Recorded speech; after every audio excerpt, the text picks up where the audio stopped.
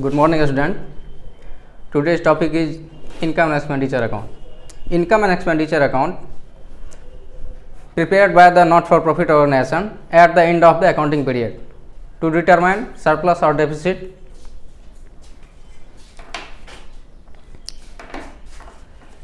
Income and expenditure account only shows the revenue, income and revenue expense, and capital income or capital expenditure shown on the balance sheet. Not for profit organization do not prepare income, profit or loss account to the purpose of earning profit, but they prepare income and expenditure account to determine the surplus and deficit for an accounting period. Surplus means excess of income over expenditure, and deficit means excess of expenditure over income. Income and expenditure account debited all types of revenue expenditure and credited all types of revenue income.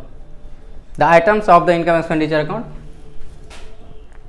Income expenditure account of, यहाँ हम not for profit organisation का नाम लिखेंगे, जो भी नाम होगा, फिर फॉर द ईयर एंडेड हम कब बना रहे हैं, 31 मार्च 21 को बना रहे हैं, जो भी पीरियड होगा उसमें बनाएंगे. उसके अलावा क्रेडिट साइड में भी बताए हैं आपको कि सारे इनकम को लिखते हैं हम, वो भी रिवेन्यू इनकम को, सिर्फ ओनली करेंट ईयर से रिलेटेड जितना भी इनकम होगा सिर्फ उसी को हम शो करेंगे. जैसे बाय सब्सक्रिप्शन है, क्रेडिट साइड का ही आइटम लेते हैं, तो बाय सब्सक्रिप्शन, सब्सक्रिप्शन का मतलब होता है चंदा.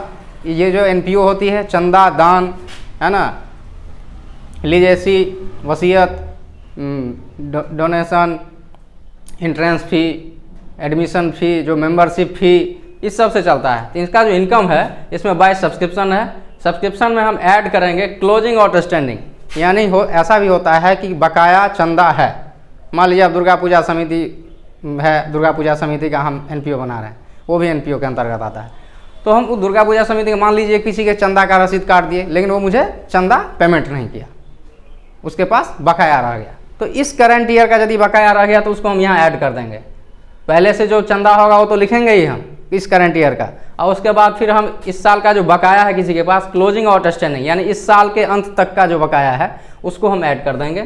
उसके अलावा ओपनिंग एडवांस, अब मान लीजिए कोई स्टार्टिंग में ही आपको एडवांस के रूप में दे दिया, तो इसी करंट फिनेंशियल ईयर के लिए दिया चंदा आपको, तो उसको हम जोड़ देंगे, क्योंकि ये सिर्फ करंट ईयर से रिलेटेड है. दोनों को जोड़कर फिर देखेंगे कितना अमाउंट आता है. उसके बाद इसमें से कुछ आइटम घटाते भी हैं, यदि क्वेश्चन में रहेगा तो. लेस करेंगे ओपनिंग आउटस्टैंडिंग. ओपनिंग आउटस्टैंडिंग का मतलब हुआ कि इस करंट फिनेंशियल ईयर के स्टार्टिंग टाइम में जो आउटस्टैंडिंग था, इसका मतलब वो प्रीवियस ईयर का बकाया होगा, पिछले साल का होगा. तो उस आइटम को हम पिछले साल वाले को घटा देंगे. उसके अलावा क्लोजिंग एडवांस, इस करंट फिनेंशियल ईयर के एंड में जो आपको एडवांस मिला है चंदा, इसका मतलब वो नेक्स्ट ईयर के लिए मिला है. जब वो नेक्स्ट ईयर के लिए मिला है तो हमको उसको घटा देना है. तो ओपनिंग आउटस्टैंडिंग और क्लोजिंग एडवांस को जोड़कर जो अमाउंट आएगा उसमें से घटा देंगे, फिर हम उसको बाहर अमाउंट के कॉलम में लिखेंगे. आगे बढ़ते हैं. फिर है बाय इंट्रांस एडमिशन फ़ी.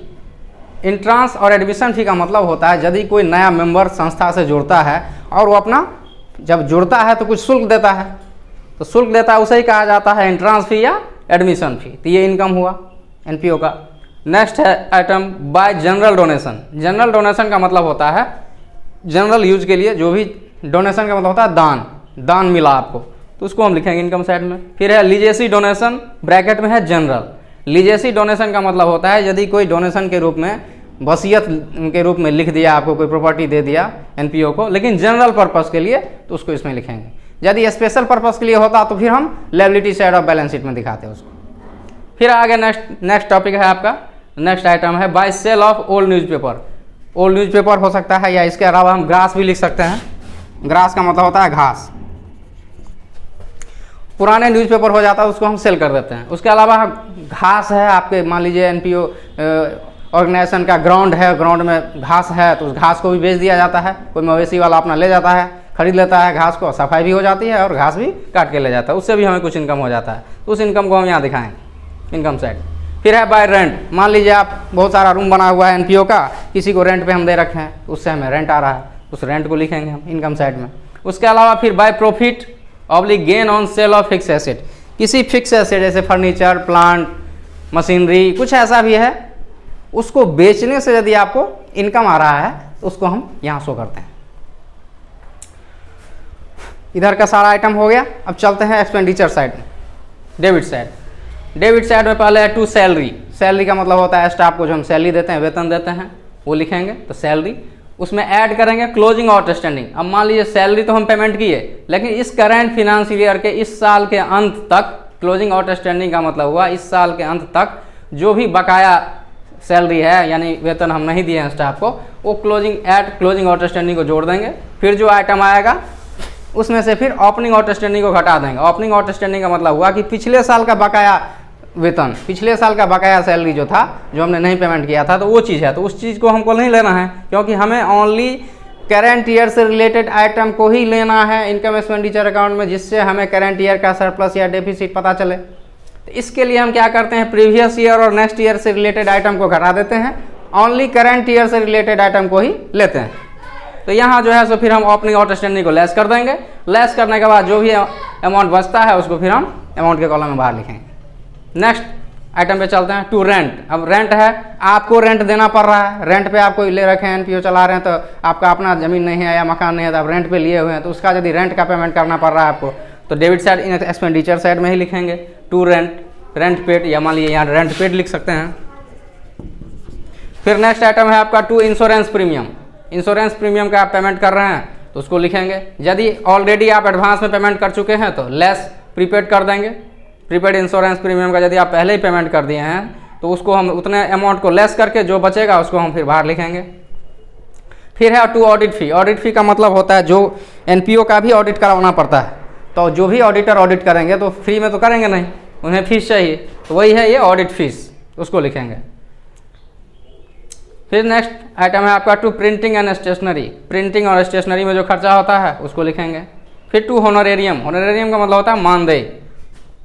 किसी भी पर्पस के लिए यदि मान लीजिए कोई प्रोग्राम करवाते हैं तो उसमें जो हम सम्मानित करते हैं, जो भी गेस्ट आए हुए रहते हैं, या उसके अलावा कोई सेक्रेटरी है एनपीओ का, उसको जो है सो फिर आने जाने का जो भी एक्सपेंस होता है, लोडिंग फोडिंग का, वो सारा जो है होनोरेरियम के अंतर्गत आ जाता है।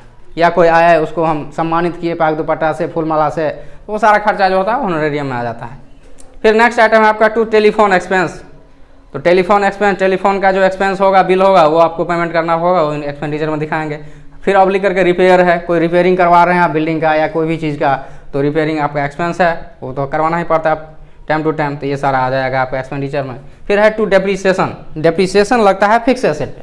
जो कोई भी फिक्स एसेट होगा एनपीओ का, जैसे बिल्डिंग होगा, प्लांट होगा, मशीन होगा, फर्नीचर होगा, इस सब पे जो भी यूज करेंगे तो उसका वैल्यू कम होगा, वो उसको हम डेप्रीसिएशन के रूप में यहाँ लिखेंगे डेबिट साइड में। फिर नेक्स्ट आपका है लास्ट आइटम है to loss on sale of fix asset. अब किसी फिक्स एसेट को बेचेंगे, मान लीजिए कोई फिक्स एसेट हम 5 साल पहले परचेज किए, 5 साल उसको यूज किए, उसका जो डेप्रीसिएशन लगा वो लेस कर दिया, उसके बाद भी मान लीजिए वैल्यू बचता है 2 लाख। अब 2 लाख के बदले हम 1,80,000 में बेच देंगे तो 20,000 का नुकसान हो गया। उस लॉस को हम लिखते हैं यहाँ to loss on sale of fix asset. और यहाँ भी लिखे थे हम by profit on sale of fix asset. अब उसी एसेट का दाम डेप्रिसिएशन लेस करने के बाद 2 लाख बचा, अब बेच दिए हम 2,30,000 में, तो 30,000 का प्रॉफिट हो गया आपको, तो इनकम साइड में दिखाएंगे। और यदि उसी को हम 2 लाख के बदले 1,80,000 में बेचेंगे तो 20,000 loss on sale of fix asset लिखेंगे, यहाँ लिख देंगे। तो ये सारा आइटम आपका आ गया। अब इन दोनों आइटम को मैच करके देखेंगे कि इनकम का अमाउंट टोटल ज़्यादा है कि एक्सपेंडिचर का अमाउंट टोटल ज़्यादा है। यदि इनकम का अमाउंट टोटल ज़्यादा होगा तो यहाँ बैलेंस आएगा, तो यहाँ आएगा आपका surplus, excess of income over expenditure, यहाँ सरप्लस आएगा। यदि एक्सपेंडिचर का अमाउंट ज़्यादा है और इनकम का कम है तो यहाँ बैलेंस आएगा, ये बैलेंस आएगा आपका डेफिसिट, DFICIT। बस यही अंतर है। यदि यहाँ बैलेंस आता, यदि इनकम का अमाउंट ज़्यादा है तो वही टोटल दोनों साइड लिखेंगे, और यहाँ बैलेंस आएगा तो आएगा सरप्लस, यानी बचत। जो बचत होता है उसको नेक्स्ट ईयर एनपीओ यूज करती है। इसमें प्रॉफिट और लॉस का कोई चक्कर ही नहीं है, क्योंकि इसका उद्देश्य ही नहीं है प्रॉफिट कमाना, तो यहाँ सरप्लस आ जाएगा।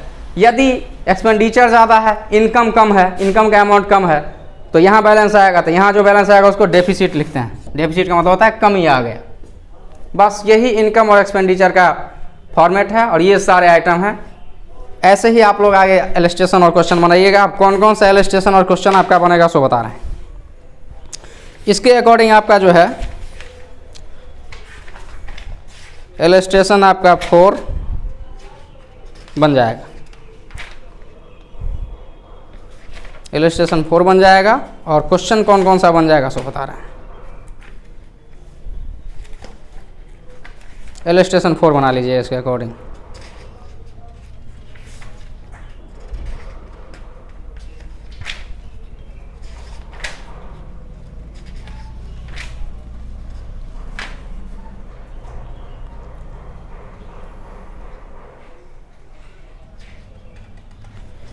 और क्वेश्चन आपका बनेगा 40, 41, 42, 43, 45,